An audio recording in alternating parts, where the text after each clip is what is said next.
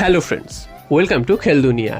আগামী মৌসুমের জন্য মোহনবাগান জোর কদমে দল তৈরি করতে শুরু করে দিয়েছে। স্বদেশি বিদেশি অনেকগুলো প্লেয়ারের উপরই মোহনবাগানের নজর রয়েছে, যদিও এখনও কারুর নাম কিন্তু অফিসিয়ালি ঘোষণা করা হয়নি। তো তার মধ্যে থেকেই বেশ কয়েকটা নাম তোমাদেরকে জানিয়েছি যারা প্রায় কনফার্ম হয়ে গেছেন বা যারা কনফার্ম হওয়ার মুখে, এবং কিছু কিছু প্লেয়ার এমনও আছে যারা কিন্তু প্রথমে শোনা গিয়েছিল মোহনবাগানে আসবেন, তার সাথে কথাবার্তা চালাচ্ছে, এখন কিন্তু তাদেরকে আর নিচ্ছে না মোহনবাগান। তো এরকম সমস্ত প্লেয়ারেরই নাম কিন্তু আলোচনা করবো, তো এক এক করে প্রত্যেকের নাম আলোচনা করি। তো এই মুহূর্তে সবথেকে যেটা হট টপিক সেটা হচ্ছে আপুইয়ার কথা। তোমরা জানো যে আপুইয়া মুম্বাই সিটি এফসির হয়ে খেলছিলেন। লাস্ট দুদিনে আপুইয়ার নাম বারবার ফিরে এসেছে ইস্টবেঙ্গল না মোহনবাগান, তিনি কোন ক্লাবে যাবেন। তো শেষ পর্যন্ত ইস্টবেঙ্গলকে শোনা যাচ্ছে টেক্কা দিয়েছে মোহনবাগান কিন্তু একটা বিরাট অর্থ দিয়ে, অর্থাৎ ট্রান্সফার ফি দিয়ে আপুইয়াকে দলে নিচ্ছে। তো আপুইয়া যদি দলে আসে তাহলে কিন্তু একটা দীর্ঘমেয়াদী চুক্তি হবে তার সাথে, এবং তাকে কিন্তু একটা বিরাট পরিমাণ স্যালারি দেওয়া হবে। তো আপুইয়া মোহনবাগানে আসছে এটা কিন্তু 80 থেকে 90% শিওর। তার সাথে এখনও ফাইনাল চুক্তিটা হয়নি, সেটা যদি হয়ে যায় তাহলে হয়তো তোমরা জেনেই যাবে, এবং অফিসিয়ালি কিন্তু জুন মাসেই তোমরা জানতে পারবে।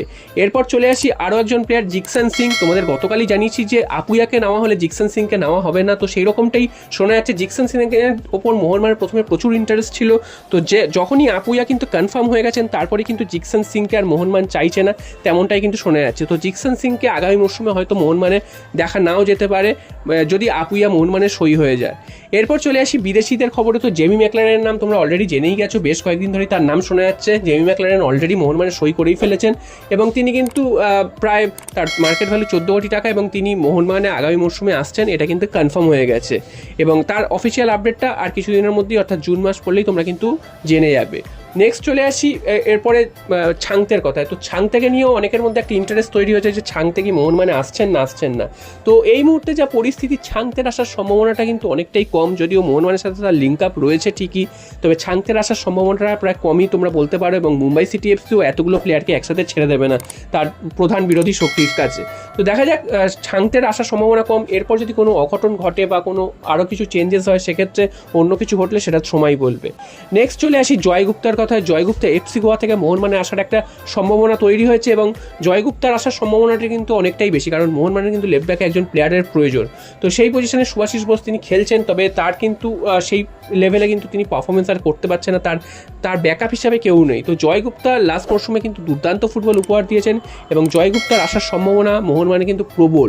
যদিও এখনও তার সাথে ফাইনালিস্ট কিছু হয়নি, তার সাথেও কিন্তু অ্যাডভান্স স্টেজে কথা চলছে, এবং তিনি কিন্তু মোহনবাগানে সামনের মরশুমে আসছেন, সেটা কিন্তু প্রায় 70 থেকে 80% প্রায় কনফার্ম হয়ে গেছে। নেক্সট চলে আসি রুসভে চেসমির কথা। এই বিদেশি প্লেয়ারটির নামও কিন্তু উঠে এসেছে। তো এই প্লেয়ারটির দিকেও মোহনবাগানের নজর রয়েছে, তার সাথে কথাবার্তা চলছে, তার সাথে কিন্তু অ্যাডভান্স লেভেলের কথাবার্তা চলছে, সেমনটা কিন্তু বলা যাবে না, তার সাথে কিন্তু এমনি নর্মাল কথাবার্তা চলছে। এবং তিনি যদি মোহনবাগানে আসেন, মোহনবাগানের শক্তিশালী তো হবে অবশ্যই, এবং এই প্লেয়ারটির দিকেও মোহনবাগানের লাস্ট 2-3 বছর ধরে নজর ছিল, বারবার তার নাম উঠে এসেছে, তাকে কিন্তু কোনোভাবেই নিতে পারেনি মোহনবাগান। তো এবারও কিন্তু মোহনবাগান চেষ্টা চালাচ্ছে। তো সব কিছু যদি ঠিকঠাক থাকে, রুসভে চেসমিকে কিন্তু এবার মোহনবাগান জার্সি গায়ে দেখা যেতেই পারে। তো এখনও কিন্তু কিছু ফাইনালাইজ হয়নি, ফাইনালাইজ হলে অবশ্যই তোমরা জেনে যাবে। নেক্সট চলে আসি আরও একজনের কথা, তিনি হচ্ছেন বারিসাটিক। বারিসাটিকের নামও কিন্তু এর আগেও মোহনবাগানের সাথে লিঙ্ক আপে শোনা গেছিলো, তবে বারিসাটিককে মোহনবাগান পায়নি। তো এবারও কিন্তু বারিসাটিকের আসার সম্ভাবনা প্রায় নেই বললেই চলে, তার সাথে লিঙ্ক আপ হয়েছে বলে নামটা উঠে তোমাদের জানিয়ে দিলাম। তো তার আসার সম্ভাবনা প্রায় নেই বললেই চলে। নেক্সট চলে আসি জোস নিসবাতের কথায়। তো জোস নিসবাত তিনিও কিন্তু অস্ট্রেলিয়ান এ লিগে খেলছিলেন, তো এই প্লেয়ারটির নামও উঠে এসেছে। তো এই প্লেয়ারটিরও আসার সম্ভাবনা প্রায় নেই, কারণ এই প্লেয়ারটিকে মোহনবাগান নেবে না, কারণ এই প্লেয়ারটি যেই পজিশনে খেলে সেই পজিশনে মোহনবাগানের একাধিক প্লেয়ার রয়েছে, তো এই প্লেয়ারটির আসার সম্ভাবনা নেই। আর সবশেষে যার নাম বলবো তিনি হচ্ছেন ব্রায়ান কাল্টাক। এই প্লেয়ারটি মোহনবাগানে আসার সম্ভাবনা রয়েছে, এবং তার নামও কিন্তু মোহনবাগানের সাথে লিঙ্ক আপ হয়েছে, তবে লাস্ট 2-3 দিন ধরে কিন্তু তার নামটা শোনা যাচ্ছে না। মোহনবাগানের একদম সেন্ট্রাল ডিফেন্সে কিন্তু একজন প্লেয়ার দরকার। তো এরকম শক্তিশালী চেহারার প্লেয়ারই কিন্তু মোহনবাগানের দরকার, যিনি কিন্তু ভালোভাবে সার্ভিস দিতে পারবেন।